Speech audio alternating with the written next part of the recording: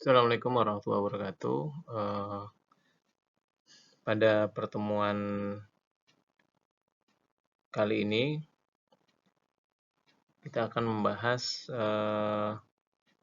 materi terakhir yang ada dalam silabus Ekonometrika Keuangan, yaitu terkait dengan regresi panel data. Jadi sejak awal semester kita sudah belajar mengenai OLS, Univariate Time Series, dan terakhir minggu kemarin kita sudah belajar multivariate time series sampai ke co-integrations. Nah, pada kali ini kita akan masuk ke model berikutnya, yaitu model panel data regressions. Nah, kalau kita lihat di sini ya, model regresi dengan pendekatan time series maupun cross-sectional data itu dalam beberapa hal memiliki keterbatasan, dalam beberapa kondisi memiliki keterbatasan. Keterbatasan yang pertama adalah terkait dengan jumlah sampel. Jadi kalau kita ingin menggunakan pendekatan time series saja atau menggunakan pendekatan cross section saja, maka kita bisa jadi berhadapan dengan sedikitnya jumlah sampel.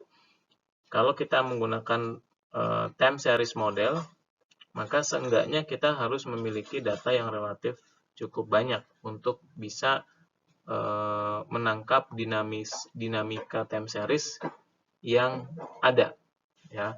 Jadi kalau kita punya data harian, ya kira-kira setahun lah, 250 titik waktu, itu data yang kita anggap cukup untuk bisa kita modelkan dengan menggunakan berbagai model time series. Sementara ada beberapa penelitian ya yang kalau kita menggunakan data time series saja itu tidak cukup. Kenapa? Biasanya penelitian-penelitian yang menggunakan data dengan frekuensi rendah, ya misalkan frekuensinya triwulanan atau bahkan tahunan, ya 10 tahun periode penelitian dengan data tahunan hanya mendapatkan 10 titik waktu, ya itu sangat jauh dari cukup untuk menggunakan model-model time series. Demikian juga dengan model berbasis data cross sections, ya. Ketika kita melakukan survei dengan data untuk mendapatkan data primer, itu biasanya kan jumlah respondennya nggak cukup kalau hanya 30, ya. 30 itu responden minimal banget dengan spesifikasi model penelitian yang sangat sederhana. Kalau kita ingin memiliki penelitian yang lebih fleksibel, maka kita membutuhkan responden yang lebih banyak. Ya. Jadi kalau kita menggunakan data time series maupun data cross section, seringkali kita menghadapi beberapa keterbatasan dari sisi jumlah sampel. Nah, sehingga jumlah sampel yang terbatas itu mengakibatkan degree of freedom juga menjadi terbatas. Sehingga kita tidak memiliki fleksibilitas dalam melakukan pemodelan yang ingin kita lakukan.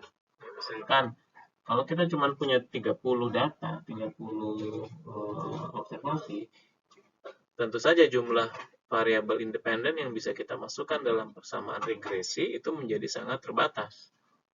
Ya, kenapa ya? Karena jumlah sampelnya cuma 30 unit, 30 observasi. Sehingga apa? Kita nggak bisa fleksibel dalam mendesain model empiris untuk melakukan penelitian. Sehingga nanti analisis kita terbatas hanya pada satu sisi saja, bisa pada time series saja atau pada cross section saja. Nah, contohnya di sini adalah kalau kita menggunakan data-data yang sifatnya agregat, ya, data agregat industri. Misalkan kita menggunakan data agregat industri perbankan syariah. Kita ambil data dari statistik perbankan syariah. Statistik perbankan syariah dikeluarkan oleh OJK setiap bulan, ya. Nah, itu kita bisa gunakan kalau kita ingin menggunakan penelitian berbasis data time series. Ya, yang kita gunakan adalah data agregat industri, bukan data individual bank. Ya.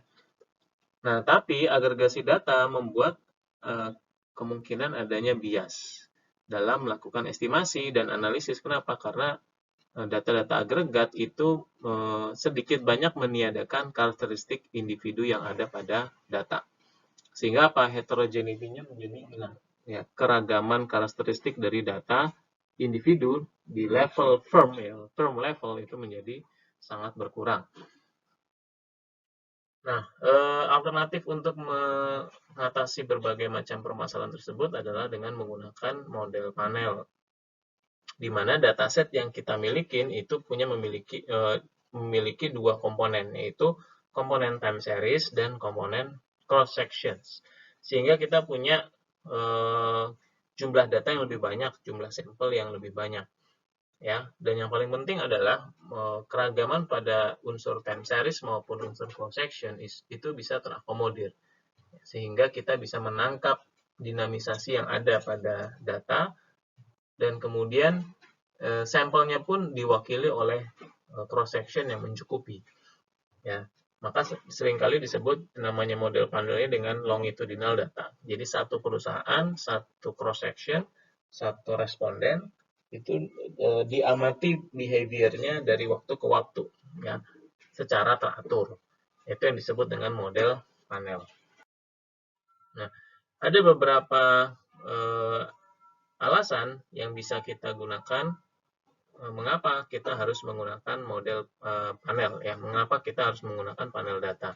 Yang pertama adalah panel data dapat menangkap individual specific heterogeneity, di mana di sini individual merujuk pada micro unit.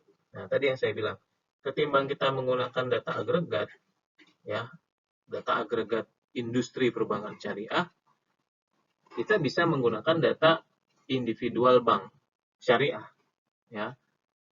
Kenapa? Karena data individual mencerminkan kondisi individu dari bank tersebut. Sementara data agregat itu bisa jadi tidak mencerminkan berbagai macam karakteristik dari individual bank tersebut.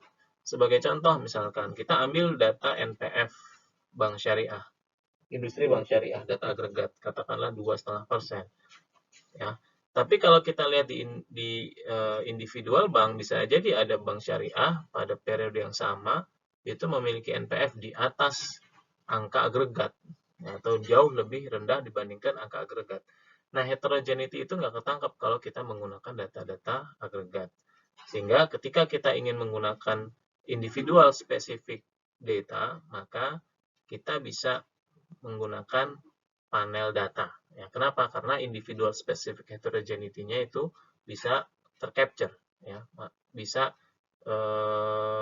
terakomodir. Yang kedua, karena kita menggunakan dua dimensi data, yaitu cross section dan time series, jadi variasi data pada model panel menjadi lebih kaya. Nah, hal tersebut membuat collinearity itu menjadi relatif lebih rendah. Ya, multi-collinearity itu menjadi relatif lebih rendah. Kenapa? Karena variability datanya menjadi lebih tinggi. Variability datanya sumbernya dari dua, dari cross-section maupun dari time series. Waktu kita bicara OLS, ada pelanggaran asumsi yang nomor 4, yaitu adanya multi-collinearity. Multi-collinearity itu adalah korelasi yang tinggi antara variabel independen. Nah, kalau datanya hanya time series atau hanya cross sections, apalagi dengan jumlah sampel yang sedikit, maka kemungkinan bahwa multicollinearity itu akan terjadi menjadi semakin tinggi. Kenapa? Karena variability datanya menjadi relatif sedikit. Ya, kalau kita cuma punya sampel 10, ya, X dan X1 dan X2 sampelnya cuma 10, kemungkinan besar mereka akan multicollinearity-nya tinggi. Kenapa? Karena variability data 10 observasi itu kan relatif rendah dibandingkan dengan variability data yang jumlahnya jauh lebih banyak. Nah, dengan data panel di mana ada dua dimensi, ada unsur cross section maupun ada unsur time series, maka kita memiliki variasi data yang lebih besar, sehingga ya dianggap bisa mengurangi collinearity, ya, sehingga juga membuat degree of freedom-nya semakin tinggi. Nah, kemudian yang ketiga, panel data itu lebih baik, ya, dibandingkan model cross sections ketika kita ingin mempelajari dynamics of change, ya. Tadi kenapa? Karena kalau cross section kan kita nggak bisa menangkap dinamisasi antar waktu. Ya. Nah, kemudian juga panel data itu lebih baik dalam mendeteksi dan mengukur efek yang tidak bisa ditangkap oleh cross section maupun time series.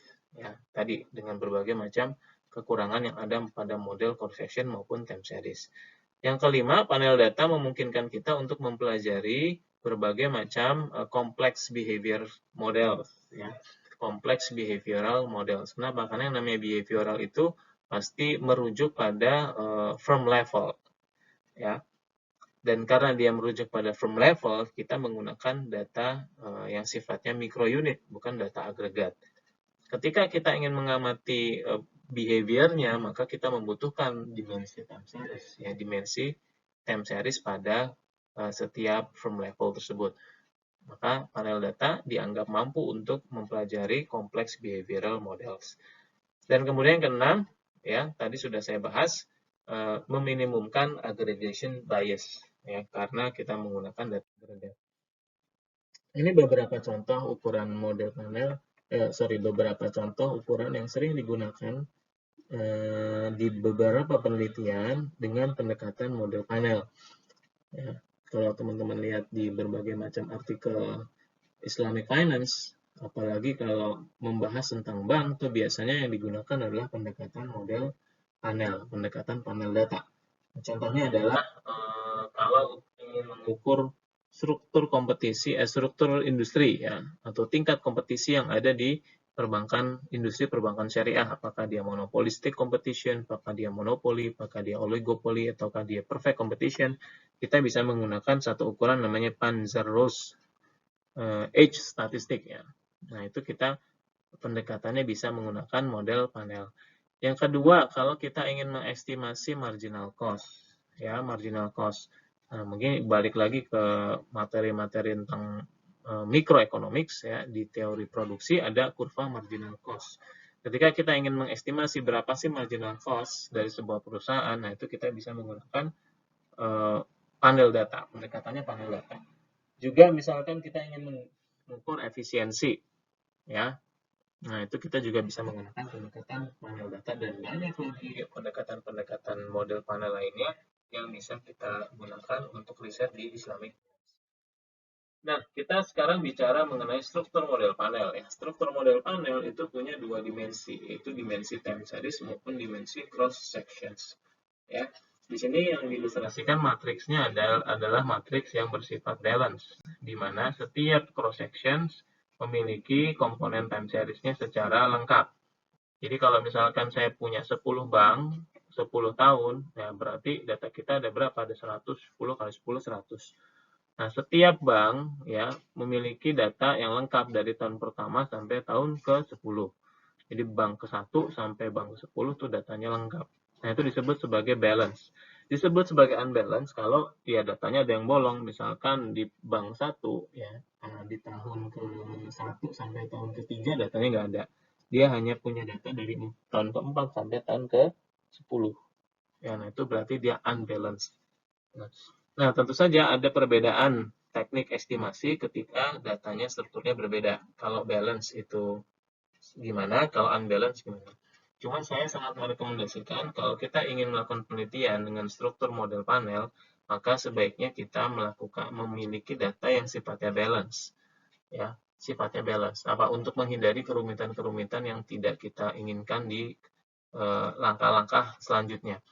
Gimana kalau ada data missing? Ya, kalau datanya missing, tinggal kita hitung berapa banyak data missing itu secara relatif terhadap total data yang kita miliki. Jadi kalau kita punya perusahaannya ada 50, kemudian periodnya ada 10, berarti kan kita punya 500. Dari 500 itu ada sekitar 10 data yang missing.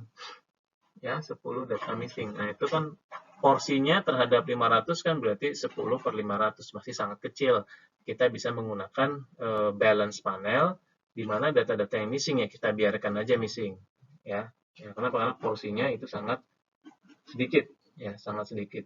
Tapi kalau porsi data missingnya itu sangat banyak, ya, berapa patokan banyak tuh biasanya ya pengalaman di atas 10%. Nah, maka kita punya problem untuk menggunakan balance panel data. Maka kita bisa menggunakan unbalanced panel data. ya. Nah, ini contoh ya. Kalau kita menggunakan model cross section saja atau model time series saja, ya bisa dilihat di sini subscript-nya adalah I. Di sini subscript-nya adalah T. Ini kalau kita menggunakan model time series dan cross section. Ya, ini penjabarannya lebih lanjut. Nah, ini kalau kita menggunakan panel data regressions. Ya, kita menggunakan panel data regression. Nah, di sini subscript-nya adalah IT. Ya, ada EIT. Nah, nanti komponen yang kedua ini akan saya jelaskan lebih lanjut. Nah, jadi misalkan ya, ini ada ilustrasi saja. Misalkan Y adalah investasi dan X adalah profit. Nah, sampel yang dimiliki adalah 1 sampai N perusahaan dan periode waktunya mulai dari periode pertama sampai periode ke T. Ya. Nah, misalkan kita punya model empirisnya adalah seperti di equation nomor 1 ini. DIT sama dengan A0 ditambah A1 XIT ditambah UIT. Nah, ini biasanya salah satu standar penulisan persamaan kalau menggunakan data panel nih, IT. Ya, ada unsur cross section, ada unsur time series. Ya. Nah, kalau kita menghadapi persamaan seperti ini, maka PR kita adalah gimana caranya kita melakukan estimasinya. Gimana cara kita mengestimasi A0 dan A1? Ya, kalau datanya adalah data IT. Nah, di minggu sebelumnya kita sudah belajar gimana cara mengestimasi A0 dan A1 kalau datanya I atau cross section atau kalau datanya T atau time series.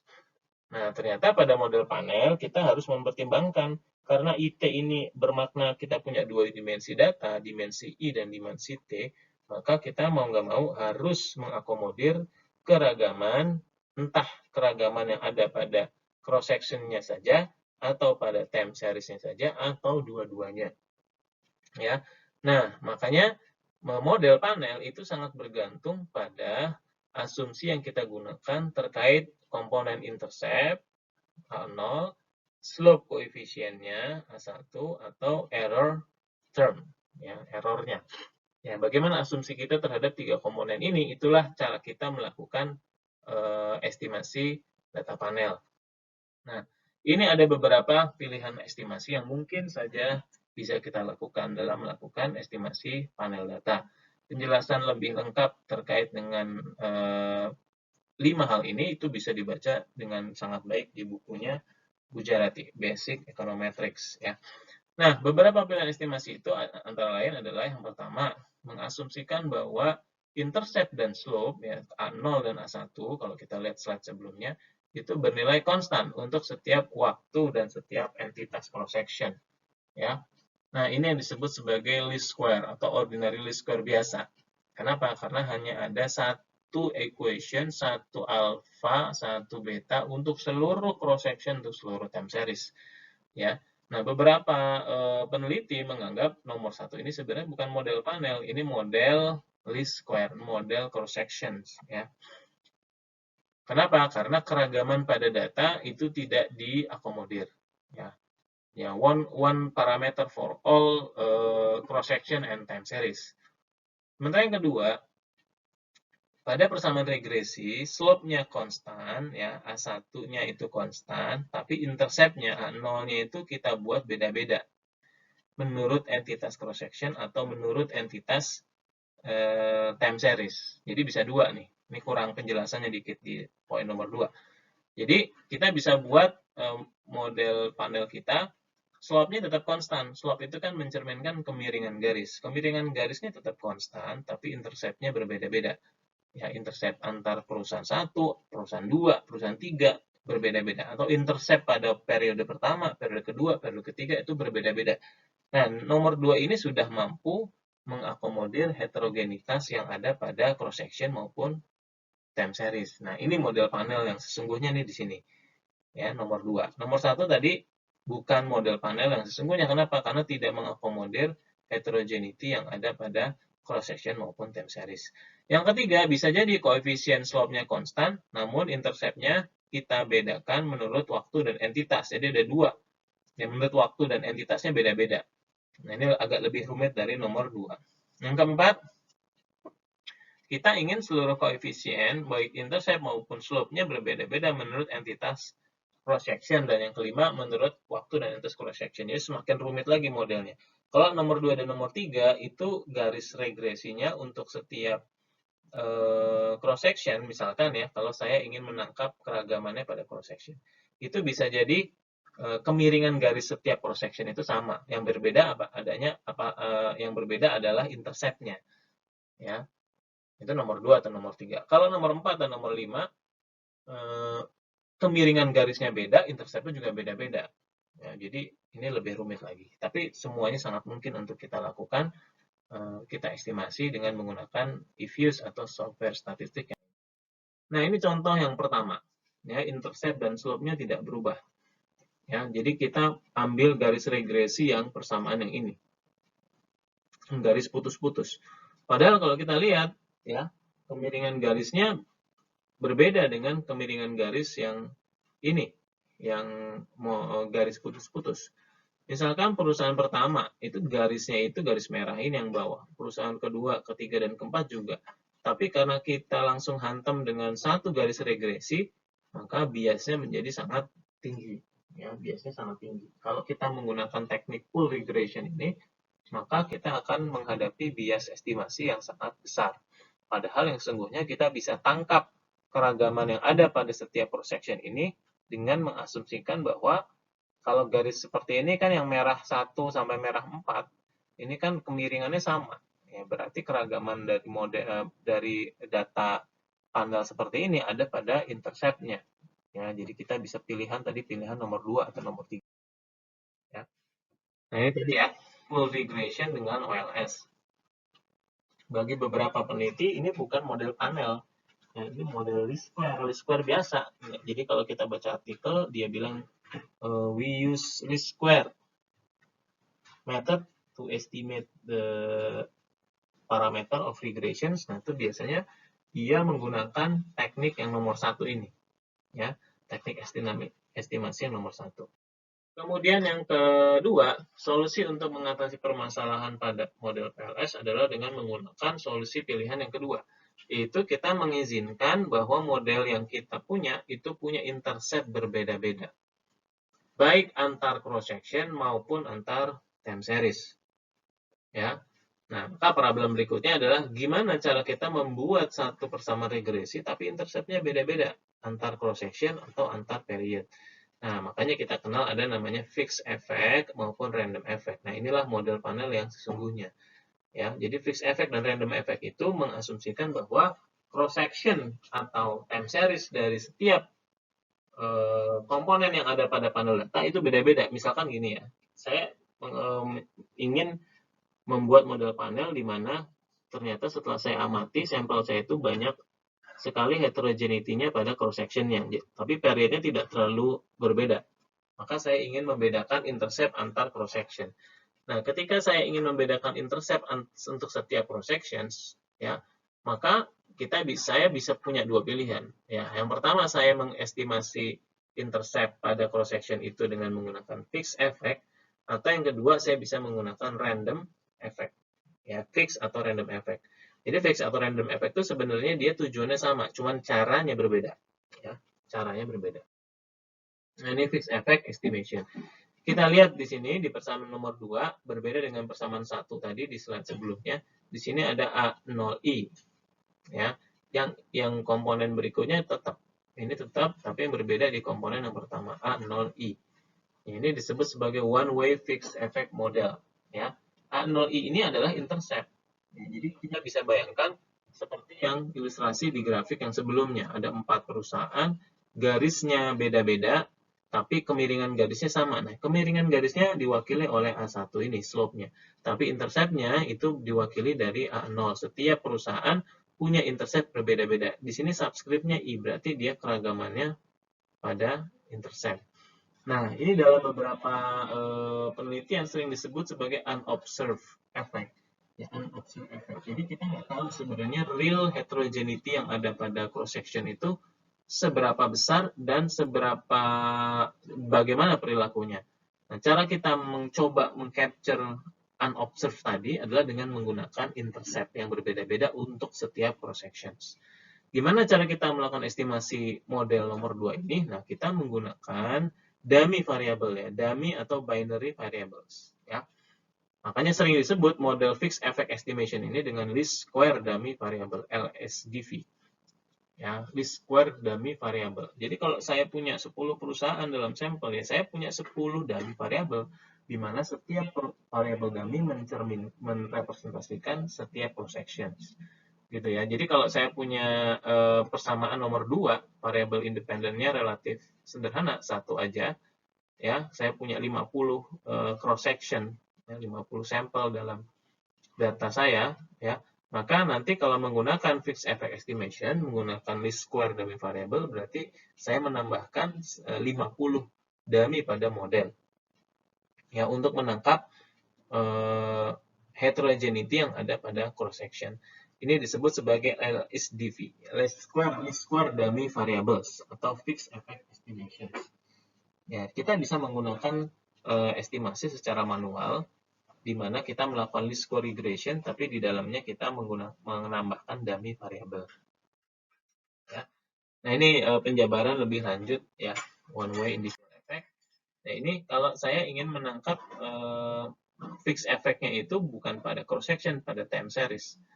Ya, bukan pada cross section tapi pada time series. Nah, ada pertanyaan berikutnya, bagaimana cara kita menentukan bahwa heterogeneity-nya itu ada pada cross section atau pada time series?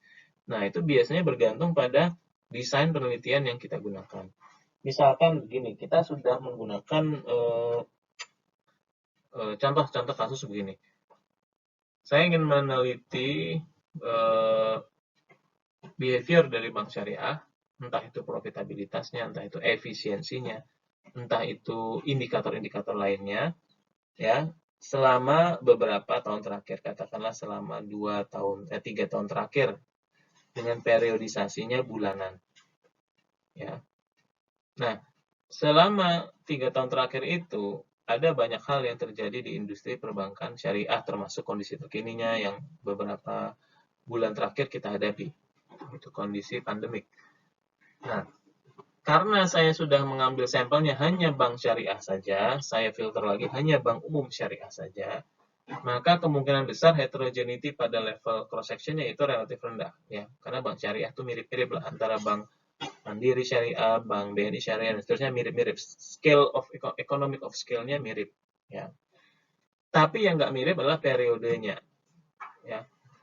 Tahun pertama misalkan 2018, tahun kedua 2019, tahun ketiga 2020. Beda-beda tuh 2018, 2019, 2020, 2018 before pemilu, 2019 ada pemilu, 2020 ada wabah ya. Jadi heterogeneity-nya justru ternyata kita anggap paling besar itu pada periodnya. Maka pada model panel kita dengan menggunakan fixed effect, intercept-nya kita bedakan menurut periode, menurut time series, bukan menurut cross sections. Ya, nah itu berbeda kalau kita menggunakan cross sections. Ya, jadi kita bisa menggunakan intercept yang berbeda, either pada cross section or time series. Nah, bagaimana menentukannya tadi? Sesuai dengan asumsi yang kita gunakan atau sesuai dengan desain penelitian kita. Makanya waktu kita menulis bab 3 di bagian metodologi, itu harus secara jelas, clear dijelaskan. Ya, kalau di jurnal itu dia biasanya kasih keterangan, we use firm effect atau period effect. Ya, kalau ada dua kata kunci itu tuh biasanya dia menggunakan fixed effect ya. Firm effect itu bisa firm effect, bisa country effect, bisa industry effect. Tergantung dari data sampel yang dia gunakan, unit analisis yang dia pakai. Ya. Nah, pada fixed effect estimations ya, heterogeneity tadi sudah saya jelaskan melalui intercept. Disebut LSDV karena menggunakan dummy variable pada model regressions. Kelebihannya, dummy variable bisa berfungsi sebagai kontrol sehingga mengurangi kemungkinan bias. Ya. Jadi misalkan saya ingin mengakomodir heterogenitasnya pada cross section, maka Setiap cross section itu beda-beda. Tapi sama untuk setiap periode. Cross section 1, perusahaan 1 dengan perusahaan 2 itu beda. Tapi perusahaan 1 tahun 1 sama perusahaan 1 tahun 2 itu sama. Ya, jadi nilainya dia tidak berubah menurut waktu. Time is varying. Itu kalau saya ingin menangkap heterogenitasnya pada cross section. Kalau pada time series ya berarti kebalikannya. Dia berbeda menurut waktu. Tahun 2018 sama 2019 itu beda. Tapi 2018 Bank A, Bank B, Bank C itu sama. Ya, makanya tergantung desain seperti apa. Model fixed effect juga punya kekurangan. Kekurangannya antara lain parameter yang sangat banyak jika jumlah N-nya relatif besar. Jadi misalkan saya punya 600 emiten yang ada di bursa efek, nah itu N-nya besar banget ya, N-nya banyak banget. Makanya kalau punya N yang besar, sebaiknya T-nya juga nggak timpang. Ya, misalkan N-nya cuma 2, ya itu mah bukan model panel, ya. N-nya cuma 2, itu berarti cuma 2, T-nya ya, T-nya cuma 2 itu berarti cuma punya 2 titik waktu. Ya, semakin banyak T yang bisa kita masukkan ke dalam sampel, semakin banyak periode yang bisa kita masukkan ke dalam sampel, itu kan dinamisasinya menjadi semakin besar, semakin banyak, ya, semakin banyak variabilitas yang bisa kita tangkap, ya. Dan ada yang dinamakan dummy variable trap, yaitu ketika kita menggunakan variabel independennya juga variabel dummy. Ya, kita ingat lagi, yang namanya fixed effect estimation ini least square dummy variable, jadi by default dia sudah punya dummy variable. Kalau kita punya variabel dummy lagi di dalam model-model, di dalam variabel independen yang mau kita pakai, nah itu biasanya bisa kemungkinan bentrok. Jadi ada perfect multi-collinearity. Perfect multi-collinearity itu berarti ada korelasi sempurna satu antara dummy-nya fixed effect dengan dummy variabel kita. Nah, kalau di EVS itu biasanya disebut sebagai near singular matrix, ya. Nah, sehingga ya kalau misalkan kita menggunakan fixed effect dan cross section kita besar, kita ingin interceptnya berbeda-beda menurut cross section, berarti kan model kita jadi panjang banget. Nah, itu bisa kita modifikasi dengan menggunakan langkah yang ada di equation nomor 3, yaitu menggunakan cara melakukan difference, tapi difference-nya agak berbeda dibandingkan yang ada di time series. Di sini difference-nya dengan nilai rata-ratanya. Makanya YIT dikurangi rata-rata Y ya dari seluruh cross sections, kemudian X-nya juga demikian. Ini disebut sebagai within estimators ya, within estimators. Kemudian yang versi nomor ya mirip-mirip lah ya. Nah, ini within estimators. Nah, bagaimana jika seluruh koefisien berubah menurut waktu atau cross section, yaitu intercept maupun slope-nya berubah-berubah menurut waktu dan cross section ya. Berarti kita bisa menggunakan namanya mode interaction variable interactions. Ya, jadi modelnya jadi sangat panjang. Nah, nanti teman-teman bisa baca di bukunya Brooks atau di bukunya Gujarati untuk keterangan lebih lanjut ya. Di sini saya coba menyampaikan poin-poin pentingnya saja terkait dengan fixed maupun random effect. Nah, berikutnya adalah kita masuk ke model random. Ya, model random effect estimation. Model random effect estimation ini adalah model yang menganggap bahwa unobservable effect itu sifatnya stokastik, sifatnya random. Kalau tadi di model fixed effect ya, unobservable effect ini kita asumsikan sifatnya non stokastik. Jadi sudah kita tentukan dia sekian. Ya. Misalkan untuk perusahaan satu itu sekian, dengan dummy itu kan kita menetapkan satu nilai, nilainya adalah sekian. Sementara untuk cross section yang kedua, untuk perusahaan yang kedua nilainya beda lagi. Ya, tapi pada random effect sama, kita menetapkan satu angka yang berbeda untuk setiap perusahaan. Tapi angkanya itu apa? Tidak kita tentukan secara fix, tapi kita asumsikan bahwa setiap perusahaan itu punya satu karakteristik yang sifatnya random. Ya. Makanya di sini dia tidak menggunakan dummy variable seperti pada fixed effect. Dia mengasumsikan bahwa yang ini ya komponen VI ya ini merupakan elemen of error yang bervariasi between group tapi tidak bervariasi di dalam grup tersebut. Between bervariasi, within tidak bervariasi dan dia bersifat random. Ya, dia bersifat random, stokastik, maka disebut random effect. Ya, jadi kalau dilihat di persamaan ini, setiap perusahaan memiliki satu rata-rata yang sama, yaitu A0, tapi mereka juga punya satu perbedaan deviasi yang berbeda, di mana deviasi sebesar VI, yang disebut sebagai error ini, itu dianggap berbeda-beda dan sifatnya random, stokastik. Ya. Jadi mirip dengan asumsi error pada OLS. Ya, maka di random effect estimation ini, cara kerjanya dia tidak menggunakan dummy variable. Ya, jadi kalau kita menghadapi masalah yang di fixed effect estimation tadi, ya ada dummy variable trap, nah kita bisa menggunakan model random effect ini sebagai salah satu alternatif untuk mengestimasi persamaan regresi. Nah, ini bukan contoh ya, ini asumsi pada random effect estimation. Ya, karena diasumsikan random, maka asumsi-asumsi pada random effect itu menjadi ketat. Ya, tidak boleh ada heteros, tidak boleh ada autocorrelation, dan lain sebagainya. Seperti kita pelajari waktu OLS dulu. Nah, estimasi dari model random effect ini, dia tidak menggunakan OLS. Ya.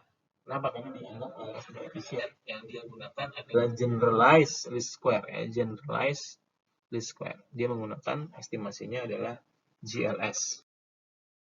Nah, kita punya pilihan.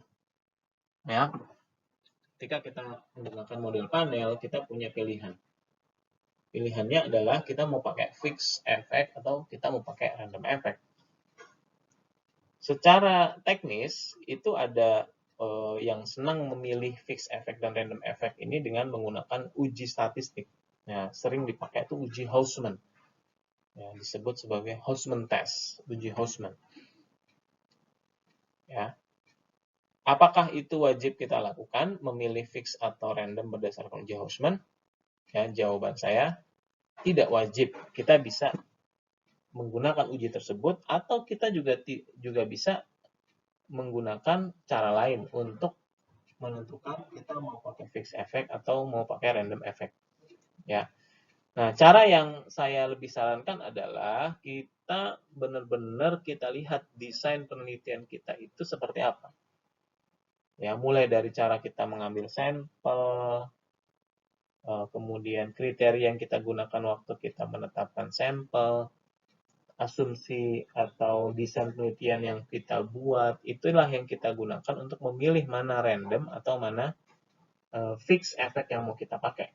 Kalau uji Hausman itu berarti kita serahkan semuanya ke uji Hausman. Kalau Hausman bilang fix ya kita pakai fix. Kalau Hausman bilang random ya kita pakai random. Nah, seringkali saya lihat mahasiswa itu nggak konsisten. Dia pakai uji Hausman, ya, tapi hasilnya ternyata tidak sesuai dengan yang dia inginkan. Misalkan uji Hausman bilang dia harus pakai random, tapi hasil dengan random effect itu jelek. Nah, dia iseng-iseng coba pakai fixed effect, ternyata hasil fixed effect jauh lebih bagus dibanding random effect. Ya. Nah, kalau seperti itu kan jadi agak dilematis ya. Jadi agak dilematis. Maka kalau saya lebih senang ya seperti yang saya sering lihat di artikel-artikel kita by assumption, by argumentasi kita pilih mana yang mau kita pakai, fixed effect atau random effect. Ya. Sehingga kita bisa lebih kuat dalam berargumen mana yang mau kita pakai. Karena kepentingan kita itu kan bukan ingin memilih model terbaik. Seperti kita model ARIMA pakai Box-Jankin approach itu kan by model, by uji statistik. Tapi ini kan enggak. By design kita spesifikasikan ini loh. Desain penelitian saya, ini model empiriknya, ini begini-begini, maka saya pakai fixed effect kan gitu. Ya, seperti yang sering kita lihat pada berbagai macam artikel-artikel di jurnal-jurnal yang bagus. Nah, tapi ada panduan dari Gujarati di sini ya. Bagaimana cara memilih sampel? Kalau random sampling kita gunakan, misalkan kita pakai random sampling ya. Itu kita pakai random sampling. Apa itu random sampling? Silakan teman-teman review lagi materi waktu di RB, metode riset bisnis ya. Nah, kalau cara kita milih samplingnya kita pakai random sampling ya kita bisa menggunakan random effect. Kenapa? Karena randomize tadi yang unobservable effect itu sangat mungkin bisa kita dapatkan, kita jaga asumsinya kalau kita sudah menggunakan random sampling. Jika kita menggunakan non-random sampling, ya bisa pakai purposive sampling atau yang lainnya, maka kita bisa menggunakan fixed effect sebagai kandidat suatu model kita. Itu dari cara milih sampel.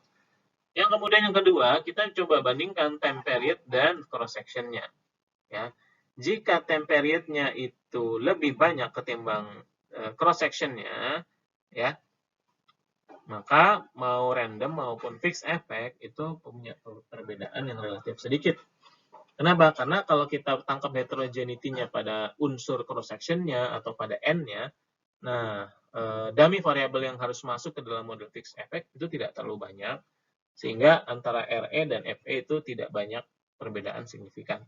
Nah, FE bisa kita pakai karena lebih mudah diestimasi. Tapi kalau T-nya pendek dan N-nya banyak, ya time series-nya lebih sedikit ketimbang cross section-nya, maka hasil estimasi bisa sangat berbeda. Ya, nah kita cek dulu sampel kita gimana kita pilihnya. Kalau pakai random sampling, kita bisa pakai random effect.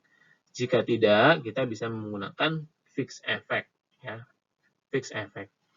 Dan kemudian jika komponen error VI, lihat lagi di slide sebelumnya, random effect, penjelasan tentang random effect, memiliki korelasi dengan variabel independent X, maka error random effect ini bias, sehingga fixed effect bisa dipilih. Nah, kemudian terakhir, jika T-nya itu pendek dan N-nya banyak, random effect lebih disarankan, lebih efisien. Tapi ini sebenarnya guidance aja ya, bukan satu hal mutlak. Semuanya dikembalikan kepada desain penelitian kita, desain riset yang kita ingin lakukan kalau kita menggunakan model panel. Yang terakhir, barulah kita pakai uji formal, Hausman test. Nggak wajib sih ya, cuma ada beberapa dosen yang mewajibkan adanya Hausman test. Jadi kira-kira preferensi masing-masing dosen seperti apa. Ya, ini Hausman test ya. H0-nya adalah random effect, yang satunya fixed effect. Ya, jika misalkan hasil ujinya dengan menggunakan Hausman test, H0-nya ditolak, berarti kita menggunakan fixed effect, dan sebaliknya. Ya, ini contoh saya ambilkan dari beberapa jurnal bagus ya. Contoh Emerging Market Review, ya, judulnya Competition Conditions in Islamic and Conventional Banking, a Global Perspective. Nah, dia menggunakan model panel untuk mengukur Panzerus khas statistik. Nah, ini panel IT, ya, IT. Di sini IT juga, di sini IT, ya. Nah, dia mengambil statistik, membentuk khas statistik itu dengan menjumlahkan B1, B2, dan B3. Ya, B1, B2, B3. Jumlahnya berapa? Kalau dia sama dengan 1, maka dia perfect competitions. Ya. Kalau dia berapa-berapa gitu itu ada, maka dia monopoli. Yang lain lagi monopolistic competition. Nah, kita bisa estimasi ini dengan menggunakan model panel. Nah, nanti contohnya akan saya berikan pada saat penjelasan tutorial dengan menggunakan eViews. Oke. Demikian penjelasan saya tentang model panel. Tentu saja ini masih penjelasan basic ya. Pada prakteknya banyak sekali variasi model panel yang jauh lebih rumit, jauh lebih advance. Tapi saya kira saya ajarkan dulu yang basic-basic ya. Pengembangan lebih lanjutnya silakan Anda bisa perdalam sendiri. Memang kalau basicnya sudah kuat, Anda bisa memperdalam sendiri pengembangan lebih lanjut model panel yang mau kita eksekusi. Oke, silakan dipelajari lebih lanjut di buku Gujarati. Nanti akan saya berikan beberapa pertanyaan dari buku tersebut, dan berikutnya akan saya sampaikan juga penjelasan mengenai bagaimana melakukan estimasi model panel dengan menggunakan eViews. Assalamualaikum warahmatullahi wabarakatuh.